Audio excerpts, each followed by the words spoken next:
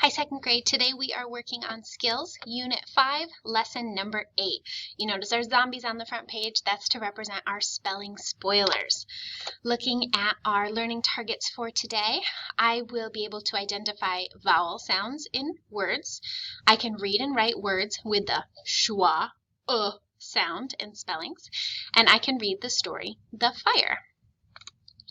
We're going to do a quick review of verbs followed by sounds from our vowel code flipbook. Remember, a verb is an action word. It's something that you do. So what is the verb in this sentence? Is it he or swims? Which word is something that you do? It's swims. Good. What's the vowel sound in swims? Is it s, w, I, m, s? The vowel sound is I. What's the verb in this sentence? They play. Play is an action word. It's something that you do. What's the vowel sound in play? If you said A spelled with A-Y, you're correct. Our sound card, A-Y, makes the A sound like in day. She hides. Which one's the verb? Hides. And what's the vowel sound in this word? I. I, consonant E, makes the I sound, like in the word bite. We feel. What's something that you do? Feel is the action word. It's something that you do. What's the vowel sound in feel? E. The double E spelling makes the E sound, like in the word be. I wrote. Which one's the verb? Wrote. And what's the vowel sound?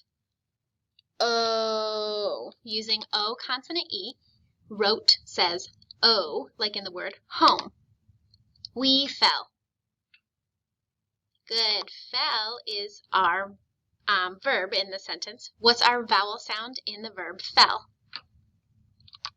Eh. Short E, eh. Just like in the word pet. And the power bar tells us this is a very common sound spelling matchup. What's the verb in this sentence? He did cry. Cry is something that you do, and our vowel sound is I, using the letter Y to make the I sound. Last time that we did a lesson together, we learned a new sound. Does anyone remember the name of this fancy upside down E? What do we call that sound? We call that the schwa. Good. I want everyone to say schwa. Now I want you to put your shoulders up nice and tight, and I want you to go, ugh. Good. That's the sound that schwa makes. On this card, we have the spelling with the letter A to make the sound, like in the word about. About. Sometimes schwa uses the letter E to say like in the word debate. It's time to try and beat those spelling spoilers. Remember, they wanted to try and trick us and make us spell all of the schwa words with the letter U because it makes that sound. But we're not going to fall for it because we learned lots of different spellings this unit. So even though the first sound in this word is the first letter is the letter A. On your worksheet or on a scrap piece of paper, I want you to write the word about onto the left-hand side. About. If you do have your worksheet from your Unit 5 workbook, it is 8.1. You would write it on the copy side. Okay, so your job next is going to be to fold it up so you can't see the copy side, and I'm going to ask you to write it again from memory. Okay, in the middle column, I want you to write the word about from memory. Make sure you sound out each letter, each sound as you're writing. Out, about. And then we're going to check our work. If you spelled the word incorrectly, erase it and fix your spelling. If you spelled it correctly, give yourself a check mark. That means you beat the spelling spoilers. You didn't fall for it. They want you to spell it with a U. But if you didn't fall for it and you spelled it correct, give yourself a check mark. Let's keep going with the same process. So remember, what you're going to do is you might need help folding it, but you are going to fold your paper between copy and spell so that you're writing on the copy side. And then when it's time, you'll write on the spell side and then check your work and see if you got it correct. Okay? You're going to decide, did you beat the spelling spoilers or did you fall for their tricks? Remember, they want us to be bad spellers, but we don't want to be bad spellers. On the copy side, please write China. China. Notice the A at the end says After you have written China, switch over to the spell side so that you can't see the one that you wrote already. Please write this word from memory in the middle column. Write the word China. Write it from memory, no peeking back.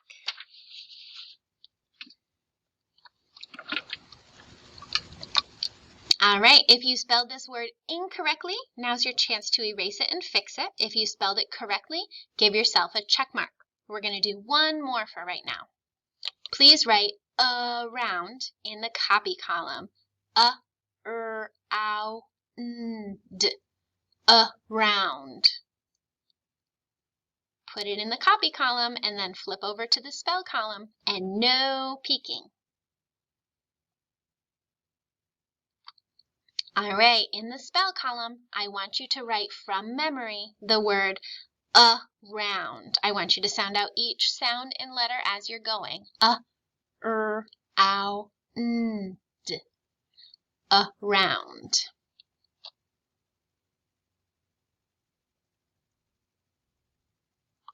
All right, check your work. If you spelled it incorrect, now's your opportunity to erase it and fix it. If you spelled it correctly, go ahead and give yourself a check mark. All right, we're going to skip a few of these.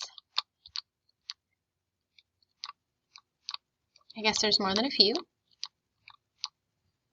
Okay, and what we're going to do next is talk about the story called Fire inside our new reader.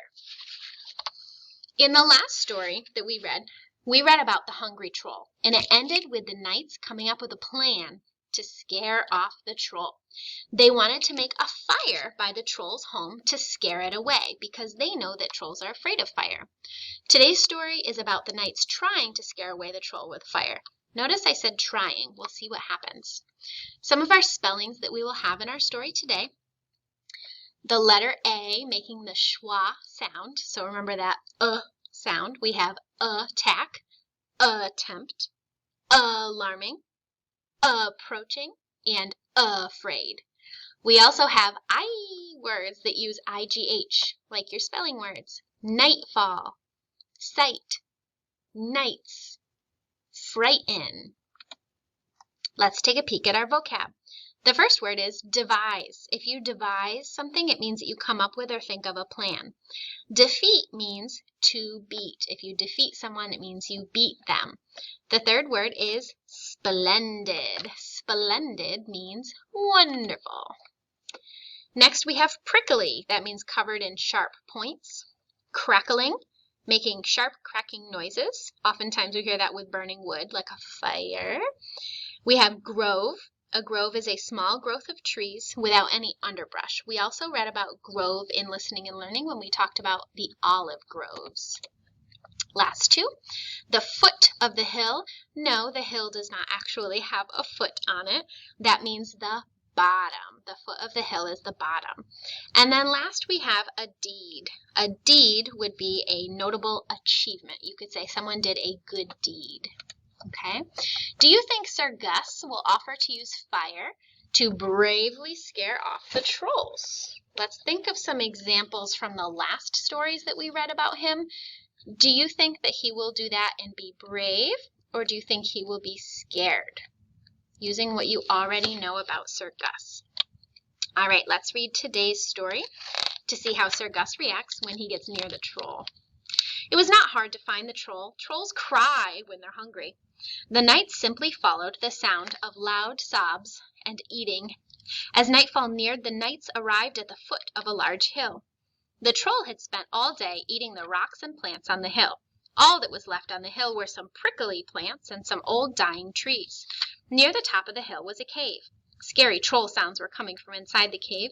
The knights met in a grove at the foot of the hill. They knelt down and made a plan. "When it's dark, we'll light our torches," said Sir Tom.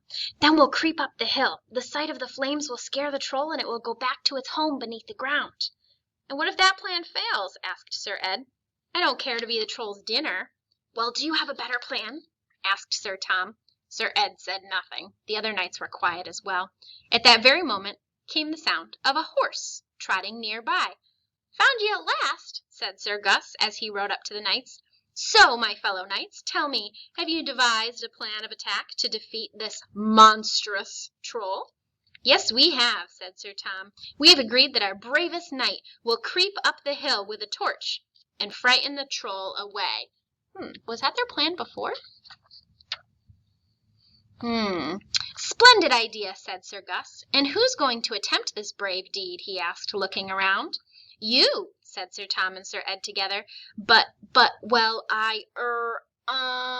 said a reluctant Sir Gus. It was no good trying to get out of it. Sir Tom handed Sir Gus a lit torch. Then he pointed at the cave. Sir Gus went up the hill alone. By the time he reached the mouth of the cave, it was pitch black. The lit torch cast shadows on the ground. Sir Gus looked around him. He saw shadows dancing on the ground. He was afraid, but he pressed on. From inside the cave came alarming troll sounds. The troll was eating bits of rock with its sharp teeth and spitting out the bits that it didn't like. Sir Gus approached the cave. Small pieces of rock came flying out. Some of them landed at his feet. Sir Gus jumped back, trying to avoid the flying pieces of rock. Suddenly there was a thumping sound. Thump, thump, thump. The troll was coming out of the cave. As the troll got closer, the sounds got louder. Snick, Sir Gus was afraid. He started to feel weak in the knees. At last, he fainted. His torch fell to the ground. It landed on some dry, prickly plants near the mouth of the cave. The plants caught on fire. The flames got bigger quickly. From inside the cave came a scream. Then came the thumping sound of a large beast running away. Soon all that remained was the sound of crackling flames. Sir Gus lay on the ground for a while. At last, the heat from the fire woke him. He got up and ran back down the hill. When Sir Gus appeared, the knights shouted, "Hooray! Brave Sir Gus lit the fire. He's driven away the troll. Hooray for Sir Gus!" Did Sir Gus was he actually brave to scare away the troll? Or did he get lucky? It turns out he was scared. He was so scared he fainted. But when he fainted, he caught that fire, which scared the troll away. Do the other knights know that? No, the other knights don't know that. They think that he was brave. How come Sir Gus keeps getting lucky? It keeps appearing that he's brave, even though we know he's really not. You're going to answer some questions about fire in your Google form today as well.